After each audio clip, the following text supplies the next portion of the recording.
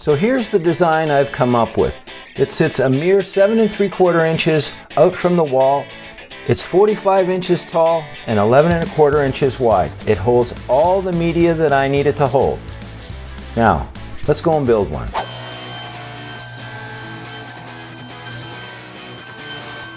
Now that we've cut our parts to length and to width, it's time to lay this project out. Now that the back is on the bench, and our back is 11 1/4 inches wide by 45 inches long.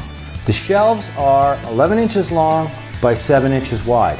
There's a critical measurement we need to think about here, and that is how far up from the bottom to the center of the first shelf. That's one. The next thing that we need to consider is the fact that these shelves are from center of the shelf to center of the shelf 9 inches wide. That's critical. So what I've done is I've made a little jig. This jig consists of a 3/4 inch thick pine cleat and a piece of 1/4 inch flooring. Interestingly enough, it is exactly 9 inches wide. The same measurement from the center of this shelf to the center of this shelf. I place my cleat up against my stock. I bring the edge of the 1/4 inch plywood up to my 11 1/4 inch mark, and I strike a line.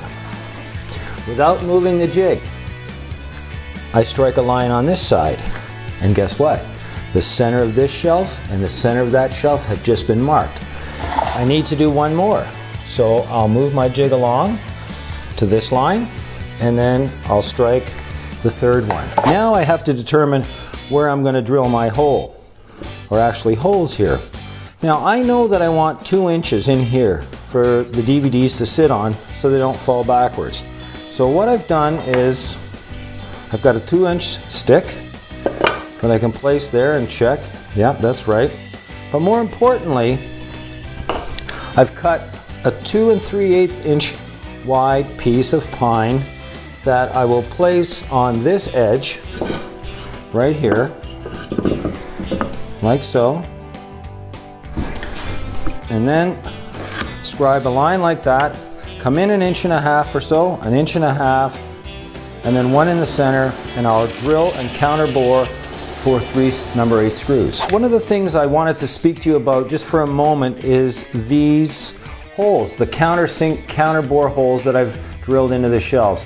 I've taken the drill press, put in a plug cutter, cut a series of plugs out of some scrap lace wood, and when I'm ready to assemble this, I'll put glue on the plugs, insert the plug, tap it into place. Once it dries, I'll cut it off with a flush trimming saw, sand it flush, and you won't even know it's there. So after 3 coats of oil-based polyurethane, it's now ready to be hung on the wall. This is head and shoulders above what the initial thing started out to be. We threw in a lot of extras like the pergola and the barbecue and the solar panel, but in the end, I think we nailed this one.